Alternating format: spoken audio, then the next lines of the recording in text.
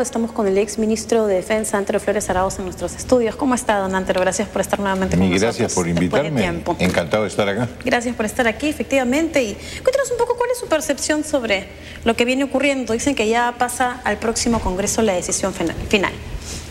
Pero es una cosa absolutamente normal. Un proyecto de ley se presenta, este proyecto ha sido presentado por el Ejecutivo y evidentemente se requiere para la solución una ley. Lo que hace el Ejecutivo es proponer, lo que hace el Congreso es disponer. En consecuencia, un tema tan sensible, pretender que se vea cuando ya no hay más plenos del Congreso o que se vea en la Comisión Permanente una cuestión muchísimo más reducida, me parece inapropiado. Este es un tema en que hay una propuesta del Ejecutivo, hay observaciones de los retirados de Fuerzas Armadas, hay observaciones de los que están en actividad en las Fuerzas Armadas y también en la policía, y lógicamente también hay opiniones de la propia Caja de Pensiones Policial Militar y de los entes económicos que pertenecen a esa caja y le pueden dar rentabilidad, como es, por ejemplo, el Banco de Comercio.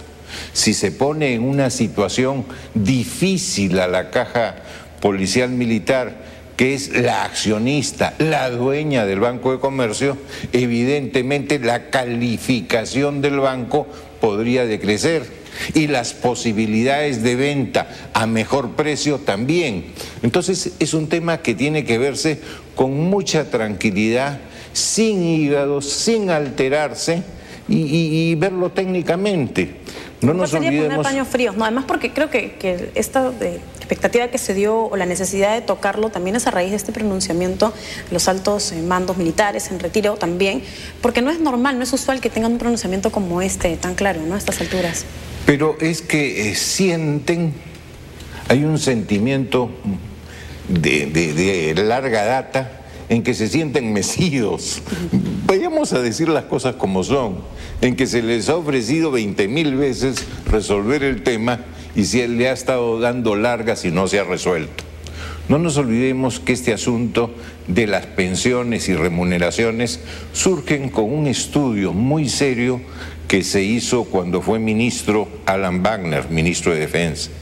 Y después, cuando yo sustituí a Alan Wagner, lo revisé también y lo revisé no solamente por quienes estaban en el sistema de defensa, sino también por terceras personas, expertos en cálculos matemáticos sobre temas de seguridad social y seguros en general, y gente experta de economistas.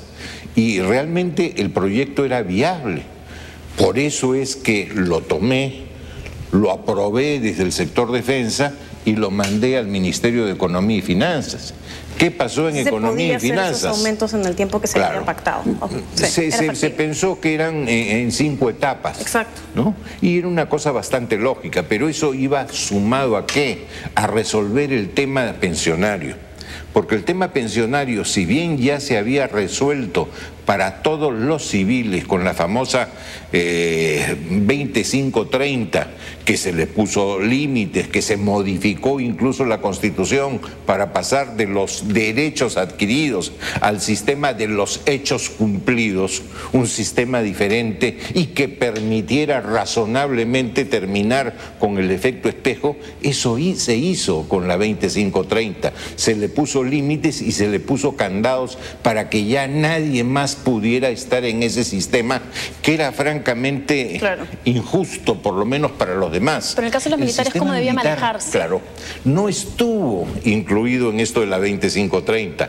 Ellos son de la 19.846, un sistema diferente en que hasta determinada época hay el famoso Montepío, que lo sufraga directamente el Estado. Y después vino la Caja de Pensiones Policial Militar, en que hay aportes del Estado, 6%, aportes de los propios trabajadores, 6%, pero que desde un comienzo se vio que esto era insuficiente. Debía ser 27%, si no me equivoco. 27% según los estudios actuariales que se hicieron en aquella oportunidad, cosa que hay que revisarse también, porque los sistemas pensionarios en el mundo han sufrido, porque hoy día hay muchísima más expectativa de vida de la que había antes. Y al haber más expectativa de vida, los fondos pensionarios tienen que soportar muchísimos más años a los pensionistas. Entonces los cálculos hay que irlos revisando por esa expectativa mayor de vida. ¿Debido a qué? A que hay un avance tecnológico y científico, sobre todo en la medicina, y que enfermedades que antes eran incurables, hoy día lo son. Claro, todo es revisable, pero hay que manejarlo con mucho cuidado. Hay que manejarlo bien. Y sobre ese punto, don Matero, si me permite, lo que pasa es que se señala que solamente se va a reconocer el derecho a pensión a los efectivos que acrediten un mínimo de 20 años de servicios y efectivos, y eso no incluiría los 5 años de formación de la Academia Militar Policial. Hay formas de solucionarlo. Si alguien se retira con muchísimo menos años de los que pueden ser pensionables de la actividad privada, evidentemente no vas a tener esa pensión. Si tú te retiras de la actividad militar, igual.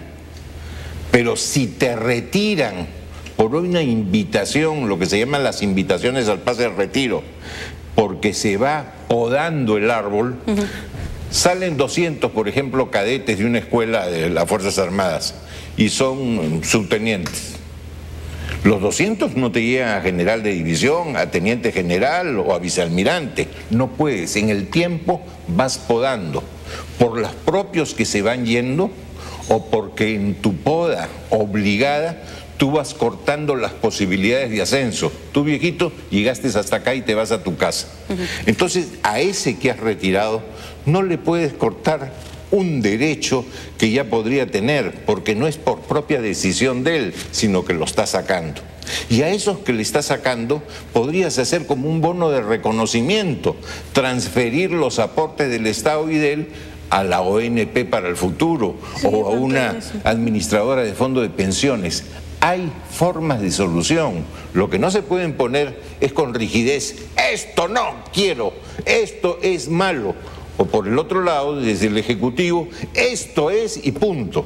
No, pues, hay que conversarlo en la comisión del Congreso, en las comisiones que se vean esto, habrá que estudiarse los cálculos actuariales que se presenten, etcétera, para llegar a cosas lógicas. Y entendiendo también desde el punto de vista del Estado, que si bien esto puede ser costoso, puede ser oneroso para el Estado, peor es cuando hay una serie de gente que están en las Fuerzas Armadas y se mantienen por el caramelito, que significa que su familia, si a ellos les pasa algo, va a estar bien protegida.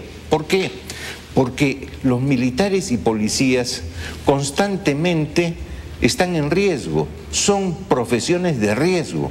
El riesgo de que a ellos les pase algo es muchísimo mayor el que te puede pasar a ti o a mí. Pero ¿cómo hacemos que sí se mantengan esas diferencias sin que se vea un abismo? Porque hay muchos que dicen, ¿por qué se les ofrece tantos beneficios? Hablamos del caso, por ejemplo, dentro de la remuneración de algunos que son los que tienen un cargo muchísimo más alto, obviamente, que tienen beneficios como combustible, tienen chofer, tienen mayordomo. ¿Eso ya no es demasiado? Todo eso fue... Es que todo eso fue trasladado a cuantificación y después a la remuneración a través de bonificaciones. Pero lo que era peor era cuando le dabas vales. ¿Y esos vales qué hacías? Un coronel, un general estaba vendiendo sus vales para poderlos monetizar y con eso vivir, porque la remuneración oficial era realmente, discúlpame, una porquería.